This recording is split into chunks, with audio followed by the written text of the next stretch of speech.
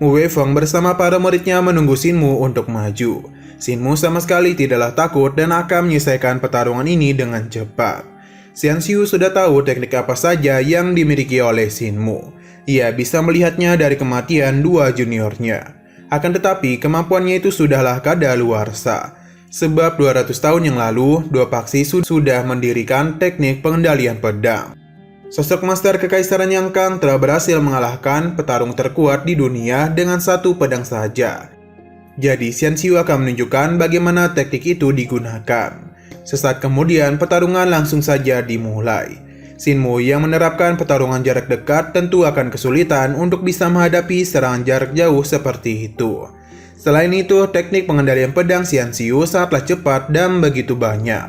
Jadi sudah jelas kalau Xinmu hanya bisa terus menghindari setiap serangan ini sambil memikirkan cara untuk bisa mendekati Xianxiu. Pada akhirnya, Xinmu mencoba untuk membatasi penglihatan dari Xianxiu. Selain itu, Xinmu juga terus meningkatkan kecepatan kakinya. Tapi Xianxiu masihlah meremehkan Xinmu. Bahkan dia bisa tahu dari mana arah Xinmu untuk menyerang dirinya. Pada akhirnya, rencana Xinmu pun harus gagal. Terlebih lagi, 35 pedang yang Xianxiu miliki terus membatasi pergerakan dari Xinmu. Dia memang bisa melancarkan tebasan kepada Xianxiu, namun semua itu masihlah belum cukup. Dan lagi dirinya pun dibuat tertekan. Inilah yang dimaksud oleh Xianxiu. Kalau teknik berpedang lama akan kesulitan berhadapan dengan teknik pengendalian pedang. Kini Xinmu hanya bisa terus bertahan saja dari setiap serangan Xianxiu yang tidak ada habisnya. Namun Xinmu tidaklah takut dan akan menunjukkan bagaimana cara dia mengatasi teknik pengendalian pedang yang dia banggakan itu. Mu Weifeng memberitahu kalau Xianxiu memang hanya berada di ranah janin spiritual. Namun penggunaannya terhadap teknik pengendalian pedang Qi sangatlah hebat. Bahkan ketika dia muda, dia itu mampu menggunakan vitalitasnya dalam menggunakan kuas hanya untuk menggambar wajah seorang wanita dari kejauhan. Gambar yang dia lukis tidaklah main-main dan sangatlah indah. Dan teknik pengendalian pedang sehebat ini, maka Mu Weifeng yakin muridnya itu pasti bisa menang. Tapi kepala desa tidaklah membenarkan hal tersebut.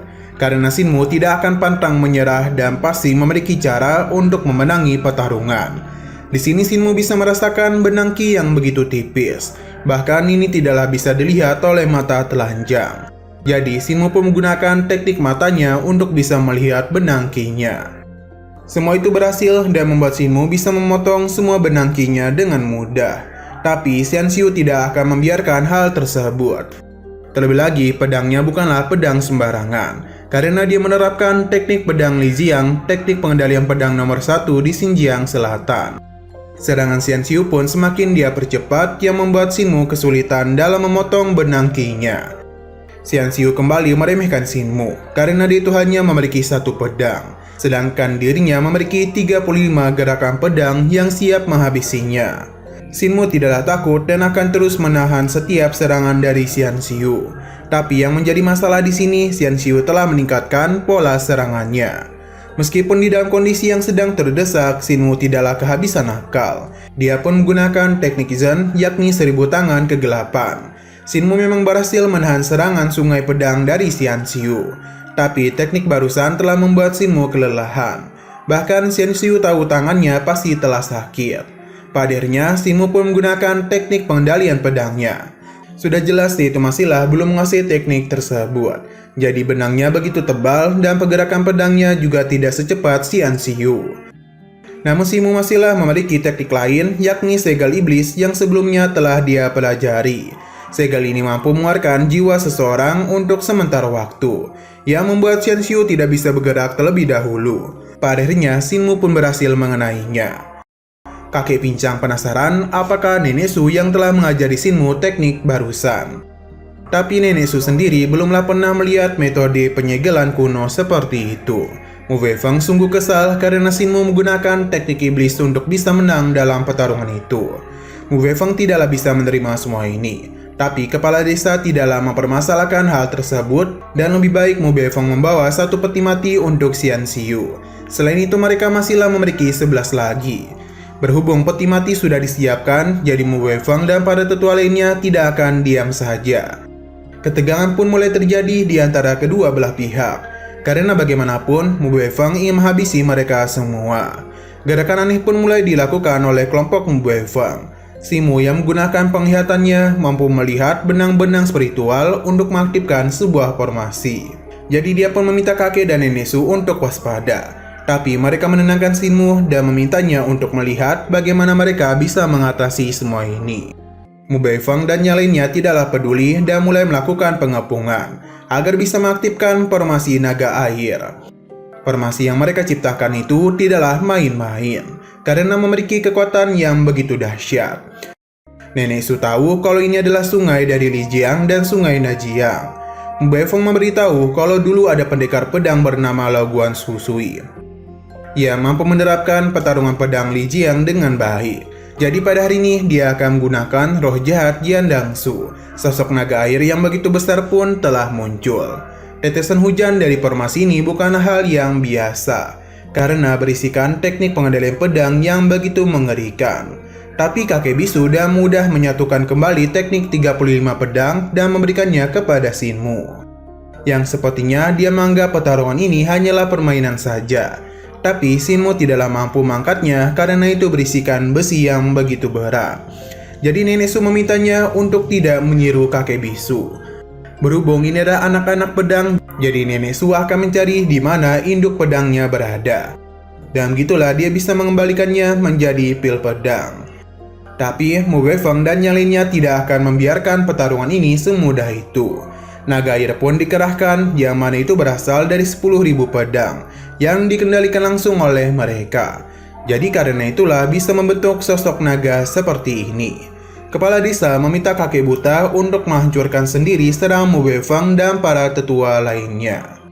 Dengan kekuatan kakek buta yang begitu hebat, dia sama sekali tidaklah kesulitan dalam mengatasi serangan naga air. Bahkan sosok naga air itu sudah mudah diri hancurkan hanya dalam satu kali serangan saja. Kakek buta ini benar-benar overpower. Bahkan ketika Mu Beifeng hendak menyerangnya, kakek buta sudah terlebih dahulu menduga hal tersebut dan langsung menghabisinya. Ini pun membuat Mu Beifeng terluka parah. Dia pun penasaran siapakah dia yang sebenarnya. Mu Beifeng akhirnya sadar siapakah sosok kakek buta ini. Dulu dia sampai ingin bertarung dengannya, jadi karena itulah Mu Beifeng menciptakan teknik pengendalian pedang yang begitu hebat. Tapi pertarungan mereka tidak pernah terjadi, karena dia mendengar seseorang telah mencongkel kedua bola matanya. Tapi siapa yang menduga kalau meskipun kakek buta telah kehilangan penglihatannya, namun kemampuannya masihlah hebat, dan mungkin jauh lebih hebat dari yang dulu. Sebelum meninggal, Mu Beifeng meminta dia dan para muridnya untuk dikubur, karena ia merasa kasihan para murid sekte Lijiang yang selalu mati di tempat entah berantah. Mu Beifeng sama sekali tidak menyesal karena bisa mati di tangan orang yang begitu kuat. Pada akhirnya, semua orang dari sekte Lijiang dihabisi dan mudah oleh kakek buta seorang diri. Setelah semua itu, peti-peti yang telah dipesan pun dilarutkan. Siapa yang menduga sekte Lijiang yang begitu terkenal akan hancur, sebab para masternya sudah mati di sini. Tindakan mereka itu sangatlah sia-sia. Tapi kakek mah tahu betul kalau semua ini adalah perintah langsung dari master kekaisaran Yang Kang. Mungkin ia tidaklah peduli dengan kematian itu. Kakek tulis sadar betul kalau Yang Kang tidak akan bisa kemari karena kegelapan yang mengerikan. Entah siapakah sosok Yang Kang ini karena mampu menyatukan kekuatan besar hanya untuk bisa mendapatkan daerah Dasu. Ini sangatlah wajar karena Dasu adalah tempat yang memiliki begitu banyak keajaiban yang tak terhitung jumlahnya. Jadi sudah jelas kalau Yang Kang akan sangatlah menginginkan tempat ini. Kakek pincang mengenal Ying Kang Gosi. Ia tidak kenal takut dan tidak akan ada bahaya yang bisa menakutinya. Dia tentu pasti akan mengincar Dasu. Bisa saja saat ini dia melihat mereka dari kejauhan. Kembali ke tempat kepala desa, kalau teknik pengendalian pedang kerajaan Yang Kang terus berkembang. Bahkan dalam waktu 200 tahun saja, ilmu pedang mereka telah meningkat. Mereka tahu kalau Shin Mu tertarik dengan teknik pedang sekte Lijiang, jadi dia mulai berlatih diam-diam. Tapi seharusnya di desa mereka ini ada seseorang yang mengetahui tentang teknik ilmu pedang terbaik. Namun dia tidaklah mau mengajari Shin Mu. Tentu itu bukan adalah kepala desa. Dia menganggap perkataan Xian Xiu sebelumnya sudah benar, kalau teknik berpedang mereka sudah ketinggalan zaman. Jadi dia pun meminta kakek obat untuk membawa Shin Mu, karena dia itu akan mengajarinya beberapa hal. Pada keesokan harinya, Shinmu bersama dengan para kakek mulai melakukan perjalanan yang menuju kuil dari Nenek Su. Bagi Nenek Su, kuilnya ini sangatlah cocok untuk Shinmu karena setiap beberapa waktu, desa-desa yang berjarak 200 mil akan membawa orang-orang untuk berpartisipasi dalam pekan raya kuil. Di sana mereka akan melakukan barter. Mendengar hal tersebut semakin membuat Shinmu bersemangat karena inilah pertama kalinya dia pergi ke sana. Akan tetapi kota ini begitu gelap yang bahkan ini sangatlah mengerikan. Shinmu merasa kalau di sini tidak ada orang, tapi Nenek Su menenangkannya karena perjalanan mereka masihlah belum selesai. Hingga akhirnya mereka pun sampai di sebuah patung yang begitu besar. Dan di sini Nenek Su mulai menyalakan lampu dan memberikan hormat, yang seketika saja membuat lampu-lampu di sekitaran patung ini menyala. Tidak hanya itu saja, ada semacam kekuatan spiritual yang begitu melimpah keluar dari patung itu. Ketika Shinmu menyentuhnya, muncullah hewan-hewan dari laut. Dan sesaat kemudian, tempat yang begitu gelap tadi pun mulai dihiasi oleh lampu-lampu yang indah. Shinmu tidak menduga bisa melihat manusia ikan di tempat ini. Dia pun sungguh bersemangat dan tidak bisa menahan dirinya untuk bisa melihat-lihat tempat tersebut. Shinmu menggunakan kemampuan matanya untuk melihat patung wanita itu, yang mana sepertinya ia adalah Raja Naga bermata laut. Tapi dia penasaran mengapa tidak ada air di sini. Nenek Su pun memberitahu kalau laut di pasar ini sudah hilang karena bencana. Bahkan airnya hilang dalam sekejap mata, yang membuat lautan kini menjadi sebuah daratan. Namun makhluk-makhluk di laut berhasil selamat dan bisa hidup di daratan. Setiap tahun mereka akan berkumpul di sini untuk merayakan Hari Raja Naga. Sesaat kemudian mereka pun sampai di warung desa Chanluo. Shinmu penasaran bisnis apa yang desa mereka miliki. Shinmu pun diminta untuk menggantung selembaran di warung mereka, yang mana ternyata desa Chanluo sering mengadakan sebuah pertarungan. Nah, sebelum kita akhiri, kita akan melihat persiapan Shinmu dan yang lainnya untuk pergi ke festival Raja Naga. Terlihat dengan begitu jelas kalau Shinmu ini sangatlah bersemangat untuk pergi ke sana, sebab dia penasaran ada apakah di sana. Terlebih lagi ini ada pertama kalinya ia pergi. Selain itu, Shinmu juga kaget karena Nenek Su masih memiliki sapi. Ia pun penasaran apakah sapi-sapi ini juga adalah para manusia yang telah Nenek Su ubah. Nenek Su pun memintanya untuk menebak, yang membuat Shinmu menjadi ketakutan. Ia pun bersembunyi di dalam kereta. Kita masihlah di festival, yang mana desa mereka akan mengadakan sebuah pertarungan. Shinmu yang tertarik berencana untuk ikut dalam kompetisi tersebut. Tapi tempat ini memiliki begitu banyak master yang telah bersembunyi dalam waktu yang cukup lama. Jadi hanya dalam festival inilah mereka bisa keluar. Jadi intinya jika Shinmu ingin bertarung, maka dia itu bisa melihat berbagai teknik dari semua sekte di dunia. Shinmu pun menjadi semakin tertarik saja. Ia pun mulai paham mengapa kepala desa ingin dirinya ikut kemari agar bisa bertarung dengan orang-orang dari berbagai sekte. Dengan begitulah pengetahuan Shinmu juga bisa bertambah. Tapi kompetisi itu menuliskan sesuatu yang hebat mengenai Shinmu. Itu pun membuat orang-orang di sana menganggapnya sangatlah sombong. Mereka pun berjanji akan mengalahkannya sampai meninggoy. Selain mengadakan acara pertarungan, para kakek juga menjual barang-barang buatan mereka sendiri. Shinmu pun menanyakan apa yang akan dilakukan oleh kakek tuli di situ. Tapi karena ia tidak mendengar, jadi Nenek Su pun menarik telinganya dan memintanya untuk menuliskan beberapa kata agar lawan Shinmu tidak begitu kuat. Sesaat kemudian seorang pria pun datang dan kakek pincang dan begitu bersemangat memintanya untuk memukuli Shinmu. Pertarungan yang terjadi di antara Shinmu dan pria ini terbilang cukup singkat. Melihat hal itu, Shinmu pun menjadi bersemangat dan meminta lawan lainnya untuk naik ke atas. Kakek buta sendiri telah membuat taruhan. Kembali ke kompetisi yang mana lagi dan lagi Shinmu pun menang dengan mudah. Tidak lupa para kakek juga memanfaatkan pertarungan ini dengan sebaik mungkin supaya bisa mendapatkan keuntungan yang lebih banyak lagi. Seberapa banyak pun orang yang maju, tapi tidak ada satupun dari mereka yang bisa mengalahkan kekuatan dari Shinmu. Kemenangan Shinmu pun juga berdampak baik bagi keuangan para kakek, karena jualan mereka pada hari itu telah laku keras. Dan mungkin yang paling diuntungkan di sini adalah kakek buta, karena taruhannya selalu saja menang karena bagaimanapun dia menggunakan mata dewa untuk menipu mereka. Sedangkan kakek pincang tidaklah bisa mencuri sebab selalu diawasi oleh Nenek Su. Setelah banyak yang kalah dari Shinmu, kini ada seorang tetua yang datang untuk memberikan tantangan kepadanya. Melihat kedatangan itu membuat para kakek penasaran siapakah beliau. Terlebih lagi tongkat yang dia bawa mengeluarkan suara yang sama dengan suara Zen. Ia pun memberikan tantangan kepada kakek buta yang tahu kalau dirinya adalah Master Zen dari sekte Lei Agung yang ternyata para kakek saling mengenal satu sama lain.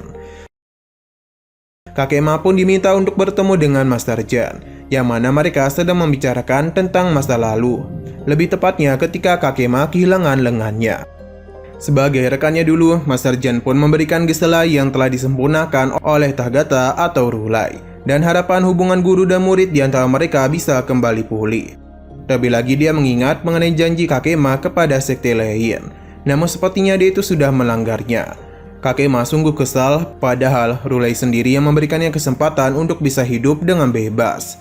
Padahal Shinmu jadi tahu kalau kakek Ma pernah menjadi murid dari Master Zen. Ia pun penasaran apakah manik-manik roh yang dulu sering dirinya makan merupakan pemberian dari Master Zen. Tapi ia sama sekali belum tahu siapa itu Rulai. Berhubung kakek Ma telah melanggar sumpahnya, maka Master Zen ingin membawanya pulang ke sekte lain. Jika ia telah menyelesaikan urusannya, maka Master Zen yakin kalau posisi kakek Ma di sekte lain akan aman.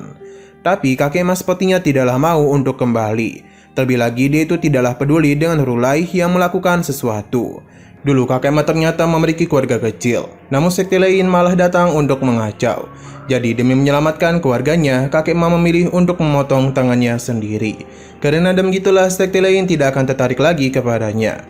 Namun siapa yang menyangka kalau mereka terus melakukan pengejaran sampai-sampai membuat kakek Ma harus kehilangan keluarga kecilnya. Kakek Ma sudah tidak peduli dengan janjinya dan memberikan teknik guntur kepada Shinmu. Tapi Master Zen memberitahu kalau mereka tidaklah memiliki niatan untuk mengacau kehidupan kakek Ma.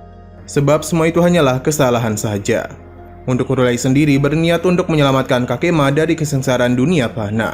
Jika pemikiran Zennya kembali, maka kakek Ma bisa kembali juga ke sekte lain. Kakek Ma sudah begitu muak dengan apa yang dia katakan.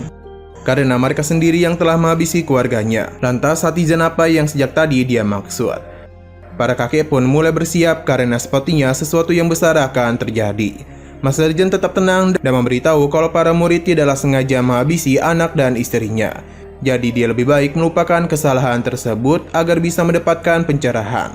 Kakek Ma sudah tidak peduli lagi dan meskipun Master Zen membuat taruhan, ia tidak akan pernah meninggalkan Dasu. Master Zen memberitahu kalau ia tidak akan bertarung, melainkan muridnya yang bernama Mingxin. Dialah yang akan menantang Shinmu yang juga merupakan murid dari Master Ma. Jika Mingxin menang, maka kakek Ma harus kembali ke sekte. Namun jika muridnya kalah, maka senjata ini akan menjadi milik kakek Ma. Tapi kakek Ma menambahkan kalau dia akan mempertaruhkan kepalanya dalam pertarungan itu, yang membuat semua pihak terkejut. Karena jika kakek Ma mati di sini, lantas siapa yang akan membalaskan dendam kematian istri dan anaknya? Master Zen memberitahu Mingxin untuk melakukan apa yang telah terjadi dan anggap saja itu sebagai latihan untuknya. Shinmu sendiri tidaklah takut kepadanya. Mungkin kali ini Shinmu akan bertarung dengan lawan yang seimbang atau bisa saja ia jauh lebih kuat dari Shinmu. Selain itu, jika dia kalah di sini, maka kakek Ma akan meninggoy. Tapi kakek Ma yakin kalau Shinmu tidak akan kalah. Jadi karena itulah dia berani untuk bertaruh. Mingxin pun memperkenalkan dirinya, begitu pula dengan Shinmu. Apapun yang terjadi, Shinmu akan mendominasi jalannya pertarungan.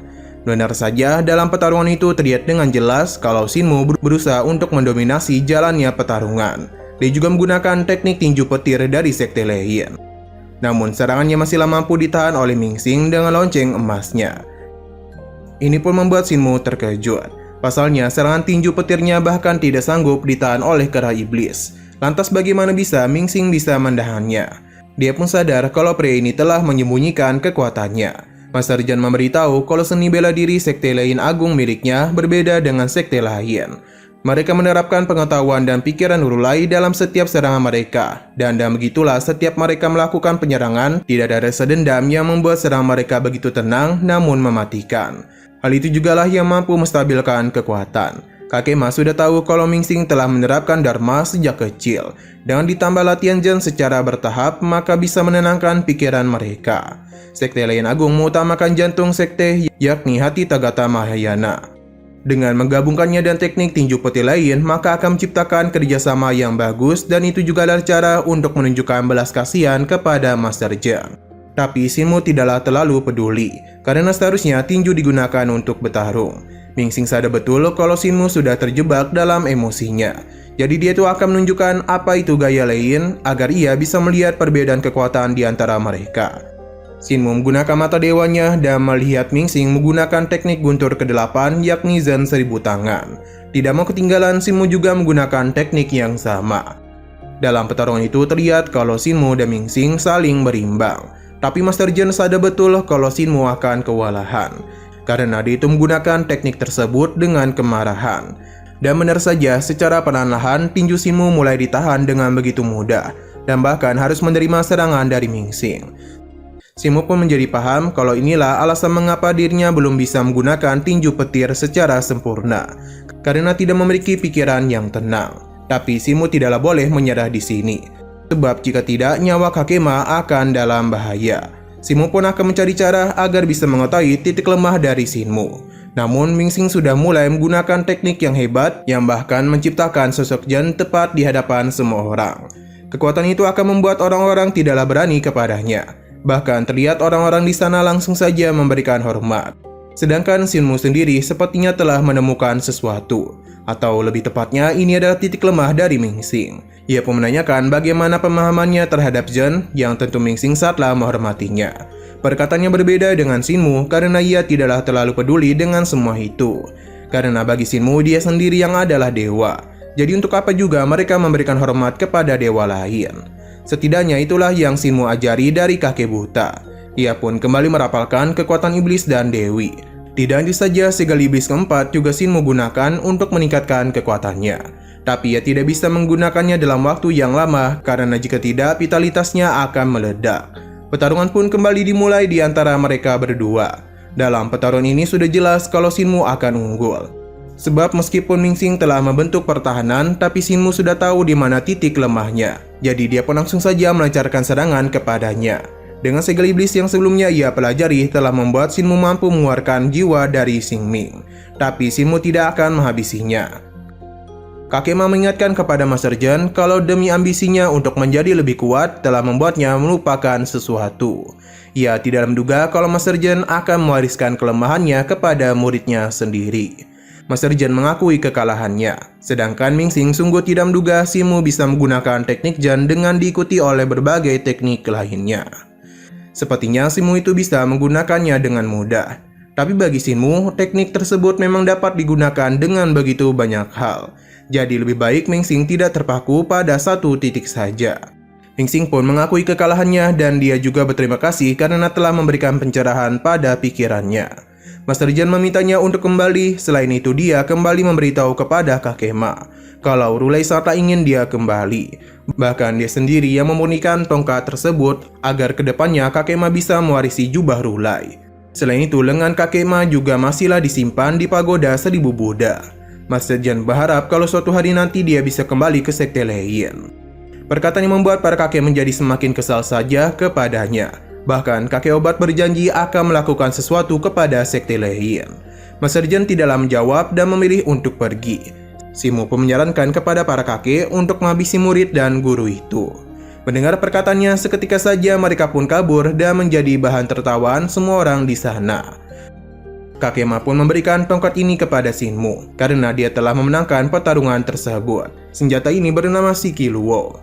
Ini terdaftar dalam cincin kuno milik Rulai dari sekte lain.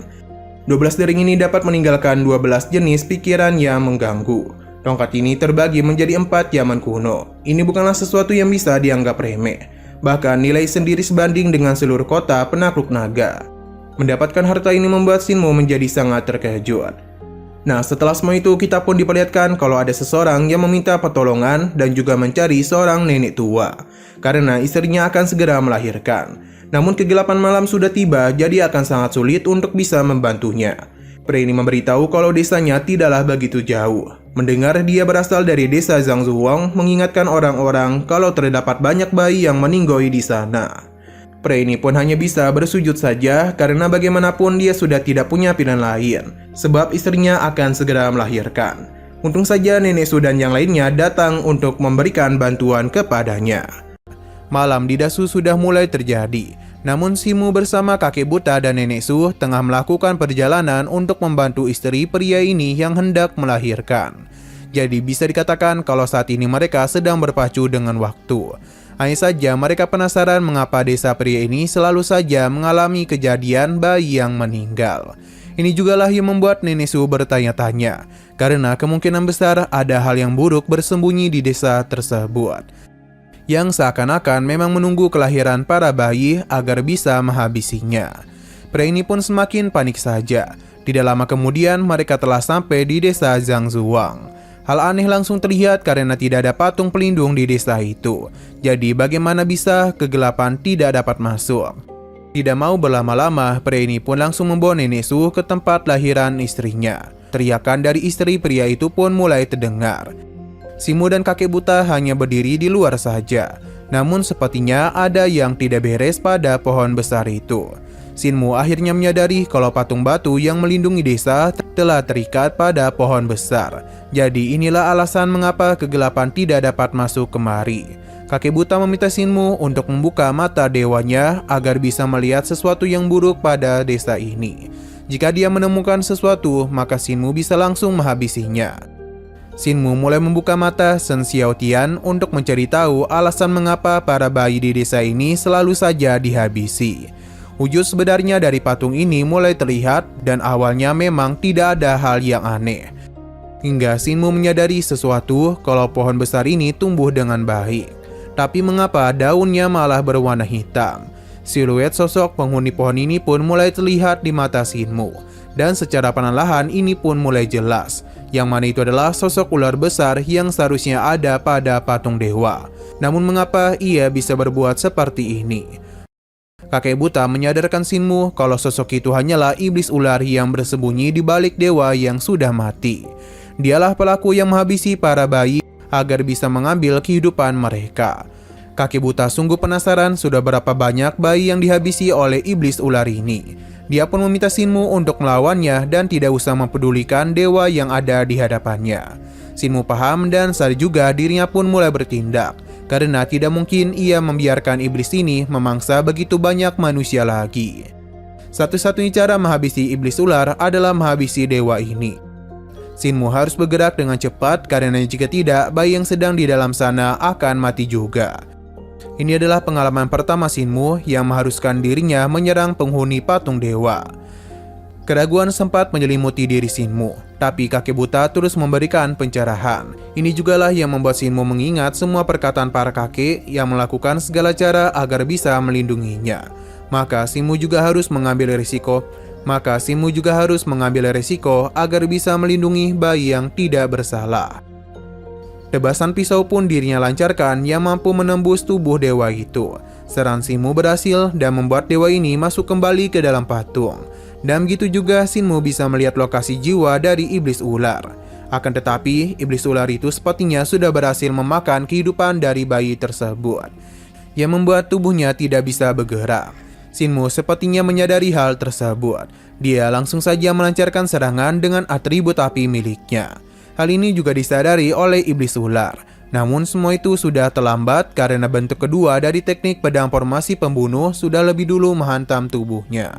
Getaran yang begitu besar pun tercipta di tempat tersebut. Namun hanya Sinmu saja yang tahu apa yang terjadi. Setelah melakukan pertarungan yang cukup sulit, Sinmu telah berhasil mengalahkan iblis ular. Sedangkan roh dari bayi tadi pun keluar dan bergabung kembali dengan bayi ini. Itu pun membuat bayi tersebut bisa bernapas kembali. Mendengar tangisan bayi membuat Sinmu dan kakek buta merasa begitu lega. Begitu pula dengan Nenek Su, karena misi mereka dalam menyelamatkan nyawa ibu dan bayi ini selesai dengan ending yang baik. Sesaat kemudian Nenek Su pun keluar. Kini mereka bisa melihat kesenangan dari keluarga kecil itu. Sinmu penasaran mengapa sang ibu rela mengorbankan nyawa hanya untuk melahirkan seorang bayi saja. Ini semua adalah bentuk kasih sayang yang dimiliki oleh seorang ibu kepada anaknya. Mendengar hal tersebut membuat Sinmu menjadi penasaran, apakah yang terjadi kepada orang tuanya dan mengapa mereka malah meninggalkan dirinya. Pertanyaan Sinmu sulit untuk bisa mereka jawab, Karena ketika mereka menemukan Shinmu, ada jasad seorang wanita yang terus memegang erat keranjang bayinya. Hingga nenek Su dan para kakek pun mengambilnya. Barulah sosok dari wanita itu pun melepaskan genggamannya. Shinmu mengira itu adalah ibunya. Tapi nenek Su dan para kakek lainnya masihlah belum tahu. Tapi yang pasti wanita inilah yang selalu melindungi Shinmu kecil. Satu-satunya peninggalan yang mereka temukan hanyalah liontin giok yang selalu Shinmu kenakan. Seharusnya ini ditinggalkan oleh kedua orang tuanya. Mungkin suatu hari nanti dia bisa bertemu kembali dengan ibu dan ayahnya. Setelah semua itu, kakek buta merasa kalau ada seseorang yang telah memelihara ular besar ini. Karena cara merawat ular ini tidak bisa dilakukan oleh orang biasa. Dengan matinya ular ini, maka pohon besar tidak akan mendapatkan kembali vitalitasnya. Namun kemungkinan besar pemilik ular ini seharusnya berada di desa. Mungkin saja pemiliknya akan mengincar Shinmu. Tapi semua itu hanyalah kejahilan kecil dari kakek buta saja. Nenek Su pun memintanya untuk berjaga di luar. Alasan mengapa ular ini menyerap jiwa para bayi adalah untuk menyerap saripati yang masih murni. Itu digunakan untuk meningkatkan kekuatan juga. Mendengar hal tersebut membuat Shinmu geli, karena teknik sihir tersebut sangatlah mengerikan. Namun bagi nenek Su ini bukanlah teknik sihir. Dia pun penasaran dari manakah orang tersebut mempelajari teknik ini. Karena bagaimanapun itu adalah cara kejam karena mengorbankan seorang bayi. Bagi Shinmu yang sekarang tidak akan mungkin bisa berurusan dengan orang tersebut. Jadi kali ini nenek Su memintanya untuk melihat saja. Malam pun semakin larut di desa tersebut. Dan secara perlahan kita pun mulai diperlihatkan kepada seorang pria.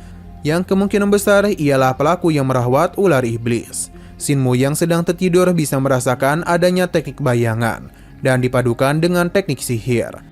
Sayang sekali Shinmu terlambat menyadari hal tersebut, karena kini pergerakannya pun telah dihentikan oleh sesuatu. Teknik ini hampir sama dengan teknik bayangan yang digunakan oleh nenek Su.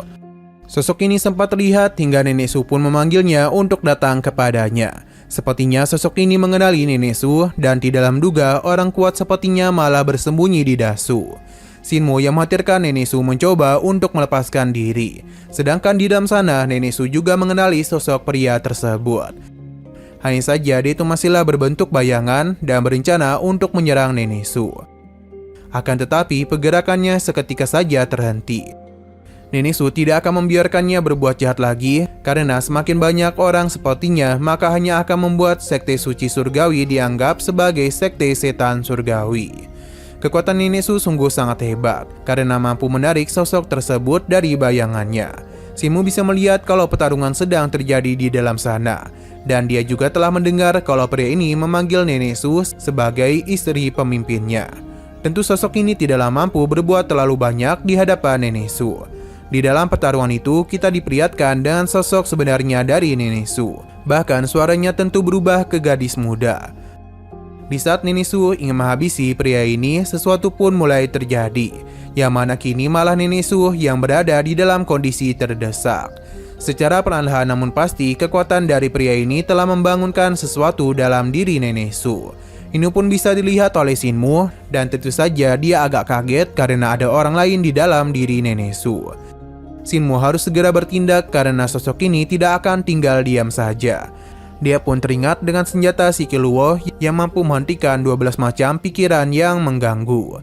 Shinmu pun berencana untuk memanfaatkan hal tersebut agar nenek Su bisa selamat. Ketika kondisi sedang mengancam nyawa nenek Su, saat itu jugalah Shinmu berhasil melepaskan dirinya dan menggunakan Sikiluo.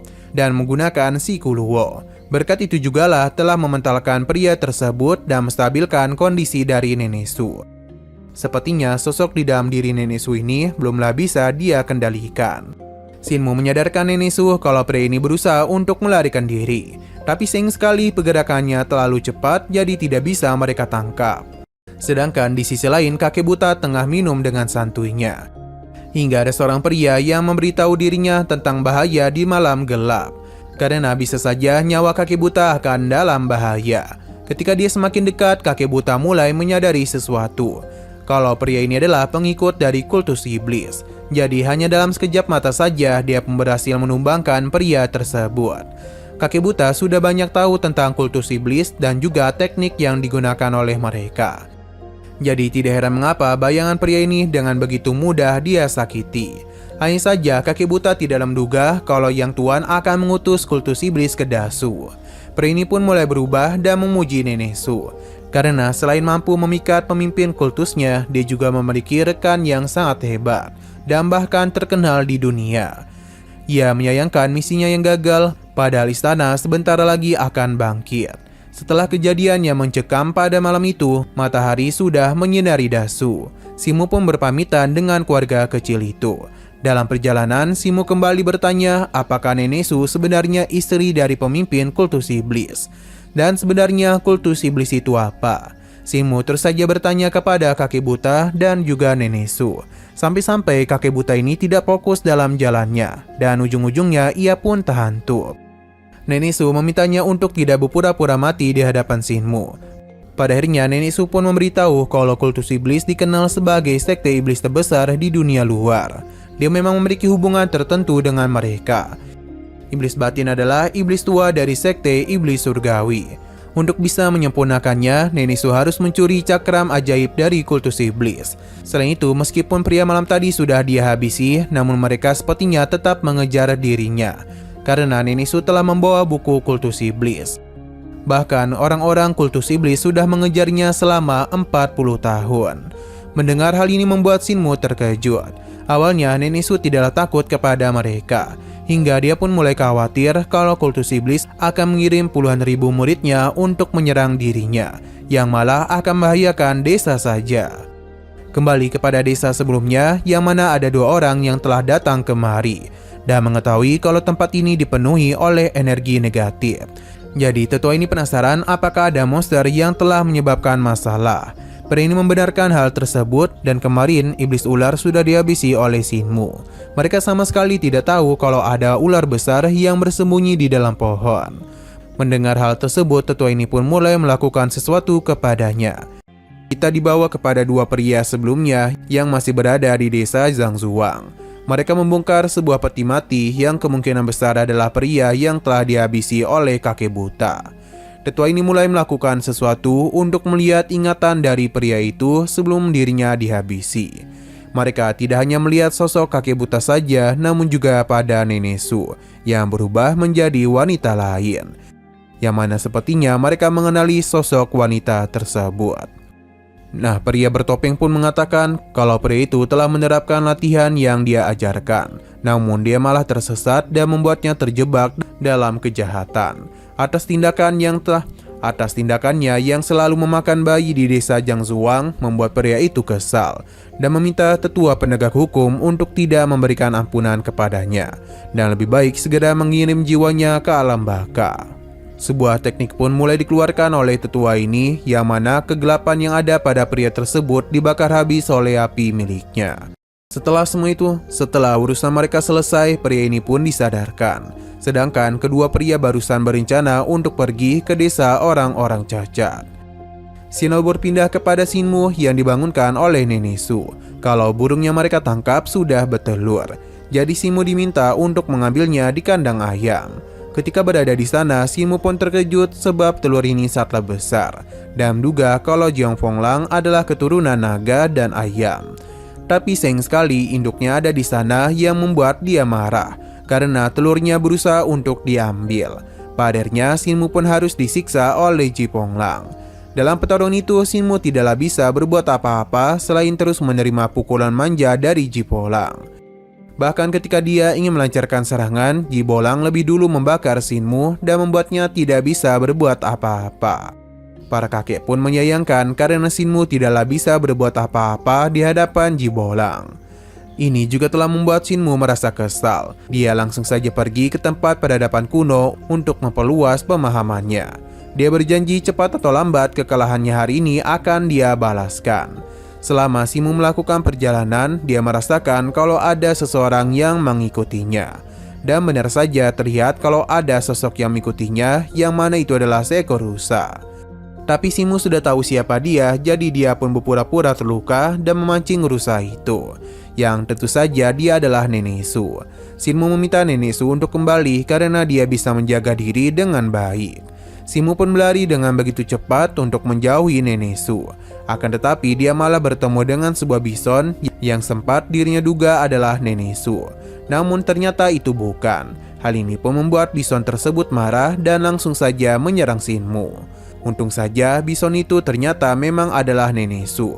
Ia pun meminta Sinmu untuk selalu berhati-hati dan segera kembali ke desa. Sinmu paham dan dia kembali melanjutkan perjalanan.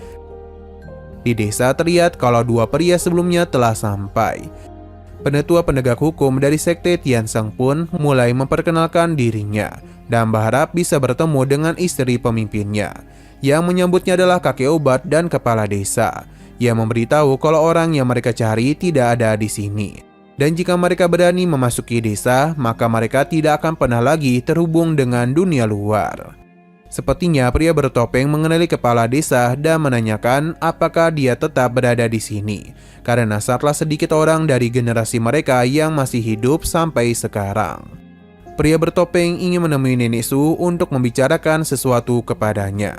Karena ia sudah berhutang selama 40 tahun. Karena mereka sedang mencari Nenek Su, kakek obat pun memberitahu kalau ia sedang keluar. Kembali kepada Sinmu yang terus melakukan perjalanan, yang ternyata Nenek Su masihlah terus mengikutinya. Padahal Sinmu memintanya untuk pergi sendiri. Di sini Sinmu pun ingin mencoba berlari di atas angin. Namun hal itu tidaklah semudah yang dirinya duga. Hingga sesaat kemudian ia pun melihat angin kencang yang menerbangkan beberapa hal di depannya. Itu pun membuat Sinmu tercerahkan dan menemukan cara untuk terbang di atas udara. Tidak butuh waktu lama bagi Sinmu untuk menguasainya. Dengan begini dia pun yakin Nenek Su tidak akan bisa mengejarnya, sebab Sinmu sudah berlari di atas angin. Nenek Su pun penasaran kemanakah Sinmu akan pergi. Kembali ke desa, pria bertopeng memberitahu kalau dia akan menginap di sini.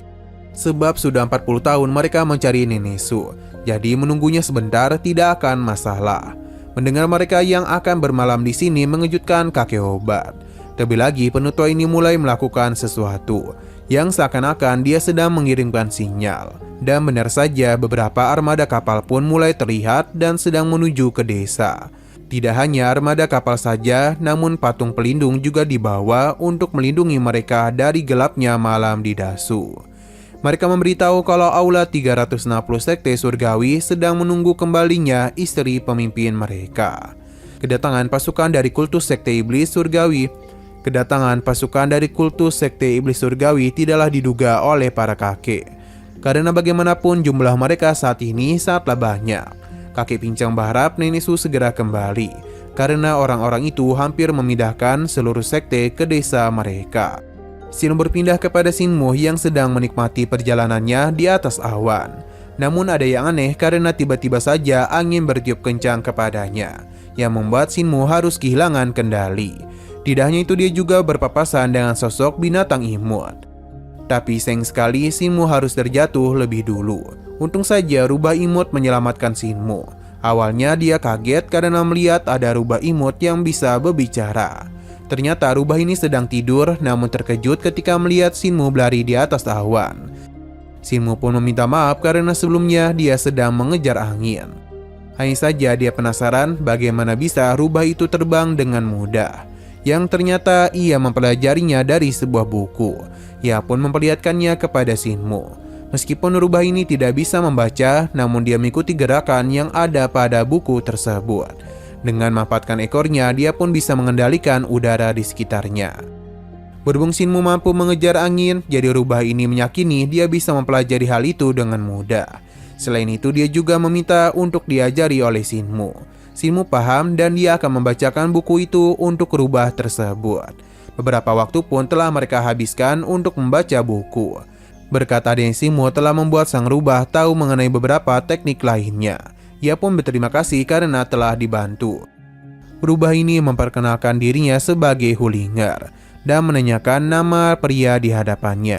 Sinmu mulai memperkenalkan dirinya. Dia juga penasaran dari manakah Hulinger mendapatkan buku kuno tersebut. Karena bagaimanapun dia harus mempelajari sebuah teknik untuk mengatasi monster di desa mereka. Hulinger pun menunjuk sebuah reruntuhan. Sinmu pun memintanya untuk diajak pergi ke sana. Sebenarnya Hulinger bisa saja menemaninya pergi, Namun dia itu hanya akan membawanya sampai luar saja, karena ada sesuatu yang menakutkan di dalam reruntuhan tersebut. Simu tidaklah mempermasalahkan hal itu dan dialah yang akan melindungi Huling'er. Tidak lama kemudian mereka pun telah tiba, dan ini adalah istana naga Yongxiang.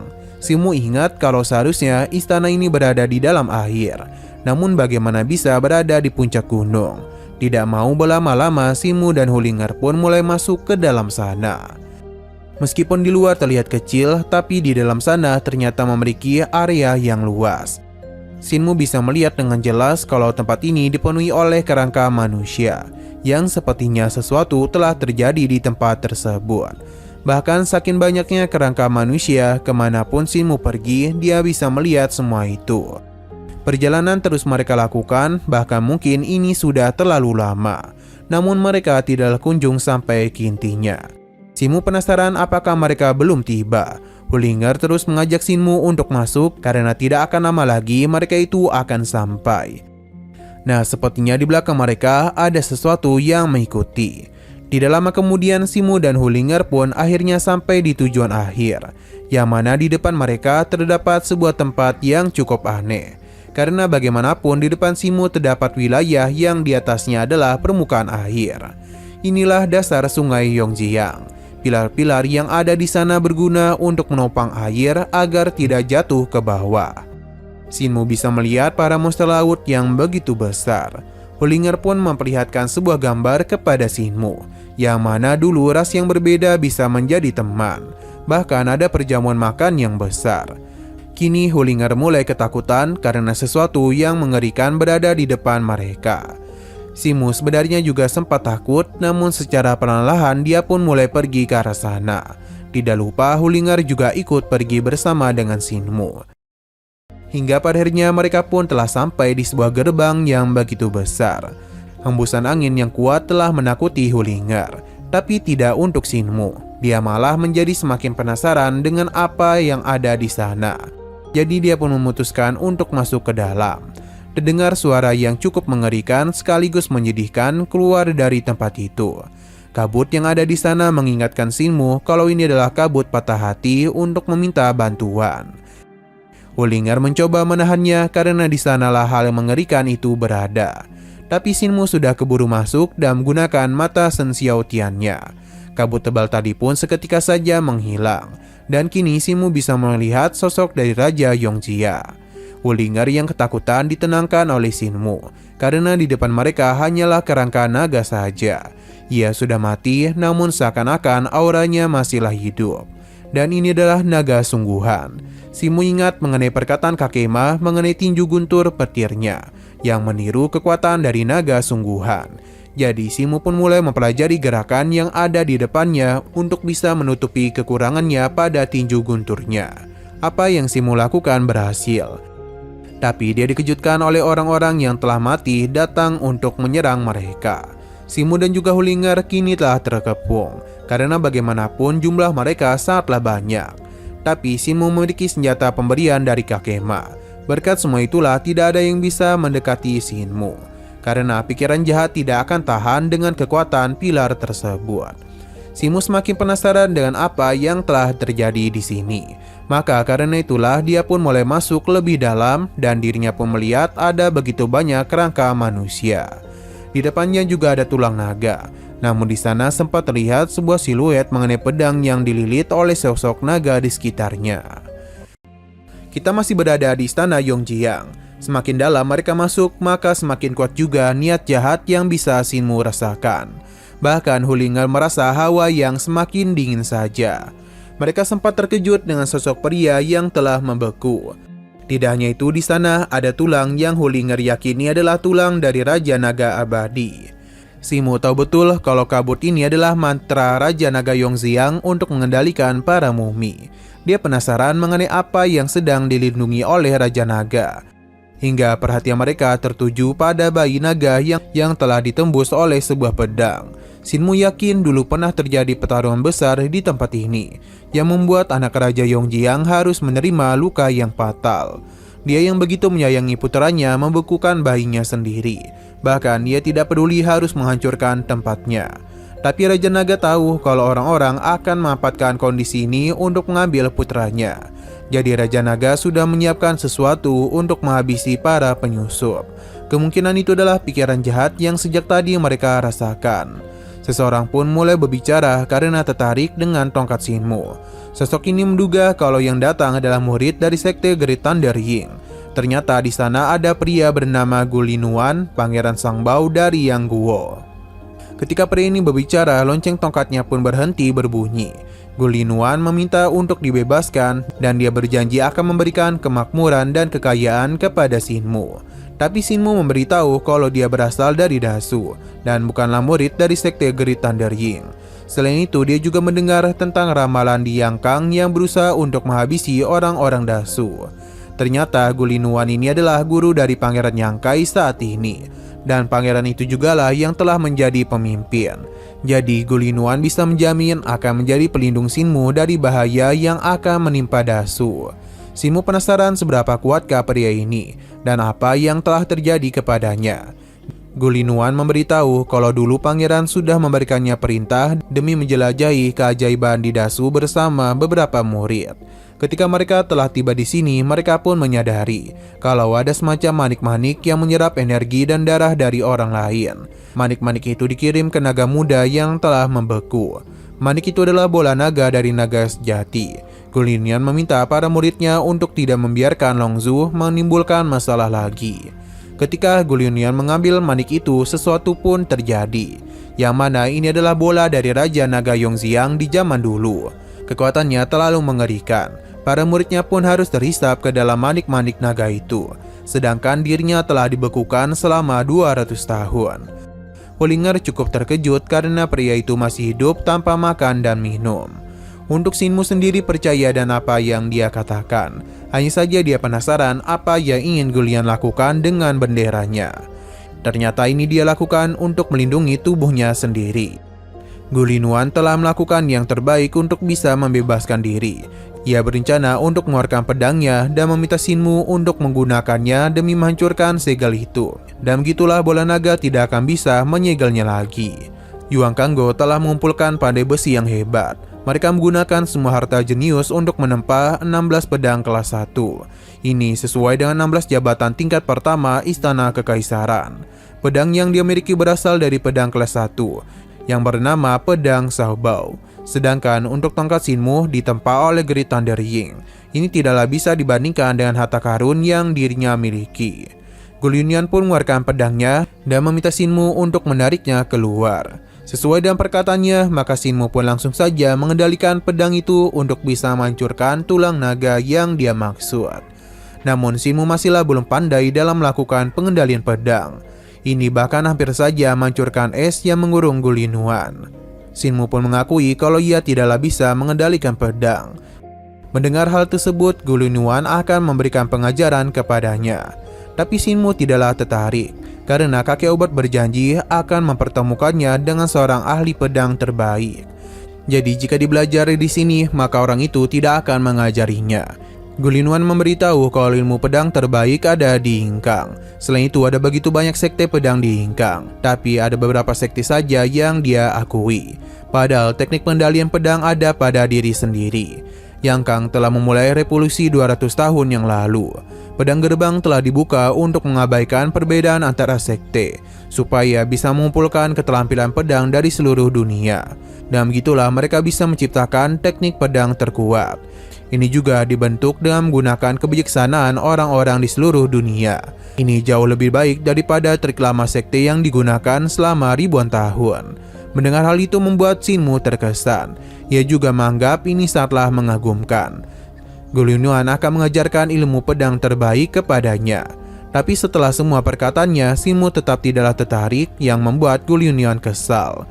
Jadi dia pun memberitahu akan memberikannya sebuah rahasia, yang mana teknik rahasia Gulinuan disebut sebagai Danshinju. Untuk bisa menggunakannya, mereka harus memiliki hati yang murni. Dia meminta Shinmu untuk mengikuti apa yang dirinya katakan. Selama Shinmu mempelajari hal tersebut, Hollinger memilih untuk tidur saja. Hingga sesaat kemudian dia pun menjadi terkejut setelah melihat Shinmu yang berhasil mempelajari teknik Danshinju. Gulinuan yang senang memintanya untuk segera menghabisi Raja Naga Yongxiang. Tapi Gulinuan ternyata memiliki niatan buruk kepada Shinmu, yang mana dia berencana untuk menghabisinya setelah dirinya dibebaskan. Ia bahkan ingin mengambil sisi Luo dari genggaman Shinmu, agar bisa dia berikan kepada Pangeran Yang Kang. Tapi sisi Luo segera berbunyi yang menandakan adanya pikiran jahat. Gulinuan tidak ingin membuang waktu dan meminta Shinmu untuk menghancurkan Raja Naga Yongxiang, karena pikiran jahat itu berasal dari tulang naga. Tapi Shinmu sadar betul kalau Gulinuan adalah pembohong, karena bagaimanapun bola naga Raja Yongxiang hanya mengubah manusia menjadi mayat hidup. Tapi bagaimana bisa ada begitu banyak tulang-tulang di sini? Selain itu, mumi dan tulang ini mati dengan dua cara berbeda. Pakaian dari para tengkorak berasal dari zaman dulu, dan ada beberapa tengkorak yang menggunakan baju lain. Kemungkinan besar mereka adalah murid dari Gulinuan, yang kemungkinan besar mereka adalah murid dari Gulinuan, yang berarti dia sendiri yang menghabisi para muridnya. Shinmu yakin kalau bola naga memang menyegel Gulinuan. Jadi demi menghindarinya dari kematian, dia pun menggunakan tekniknya untuk bisa menyerap kehidupan dari para muridnya sendiri. Hal itu dia lakukan agar bisa bertahan hidup. Jadi ini jugalah alasan mengapa Gulinuan bisa hidup selama 200 tahun. Shinmu tidaklah sebodoh yang dia kira, karena Shinmu memikirkan segala tindakannya. Kini semua kebenaran sudah terungkap. Namun Gulinuan tidaklah membenarkan hal tersebut. Jadi dia meminta Hulinger untuk membantunya dan menjanjikan teknik yang lebih baik. Shinmu mengingatkan Hulinger ketika Gulinuan meminta pertolongan, Shirua berhenti berbunyi, yang mana pikiran jahat juga telah hilang. Namun ketika Gulinuan hendak dibebaskan, Shikulo kembali berbunyi, yang mana pikiran jahat itu kemungkinan berasal dari Gulinuan. Dia sengaja menyembunyikan niat jahatnya karena takut diketahui oleh Shikulo. Ketika mereka membebaskannya, maka Gulinuan pasti akan menghabisi mereka. Gulinuan mulai tertawa dan membuat Shikulo kembali berbunyi, yang mana dirinya pun berencana untuk melakukan penyerangan kepada mereka. Sadar ini adalah masalah besar, Shinmu pun mencoba melarikan diri. Tapi kekuatan Gulinuan sudah lebih dulu menahan dirinya, bahkan Shikulo harus lepas dari tangan Shinmu. Ketika penyerapan mulai dirinya lakukan, Shinmu mencoba menakutinya. Tapi Gulinuan sudah tidak peduli lagi. Karena dengan memakan mereka, ia bisa bertahan selama 100 hari lagi. Ketika Shinmu dan Hulinger sedang berada di ujung tanduk, Shinmu pun mengendalikan salah satu pedang yang ada di sana untuk bisa memotong bendera Gulinuan. Dan begitu jugalah tekniknya sudah tidak akan bisa dirinya gunakan lagi. Shinmu dan Hulinger berhasil terbebas dan mereka mencoba untuk melarikan diri. Tapi Gulinuan tidak ada niatan untuk melihat mereka bebas. Serangan pun kembali dirinya lakukan. Tapi dengan tinjunya, Shinmu mampu menahannya.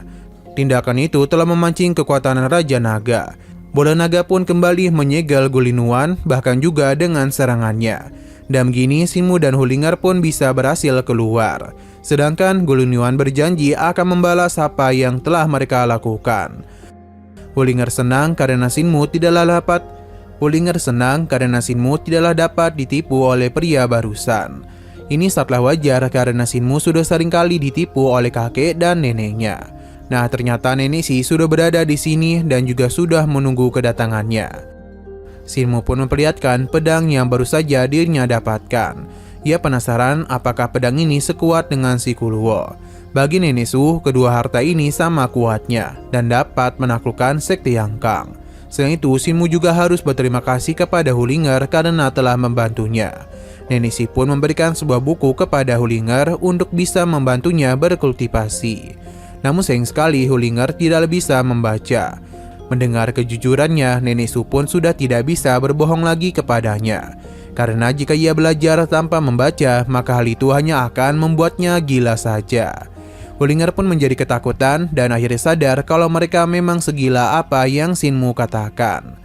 Ketika Nenek Su dan juga Shinmu hendak kembali ke desa, mereka pun melihat adanya bangunan yang tidak biasa. Bahkan ini layak disebut sebagai kota. Padahal mereka pergi tidak lama, namun sudah berdiri peradaban yang baru. Ini disebut sebagai sekte Lingxi. Melihat hal tersebut seketika membuat Nenek Su ketakutan. Bahkan Shinmu bisa merasakan betapa dinginnya tangan Nenek Si. Dia pun yakin ada yang tidak beres. Namun Nenesi tidaklah menjawab pertanyaan Shinmu.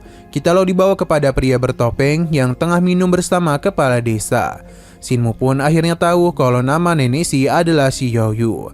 Sedangkan pria bertopeng adalah leluhurnya. Kakek obat menjelaskan tujuan mereka kemari, yang mana pria bertopeng memberitahu kalau pemimpin sudah meninggal.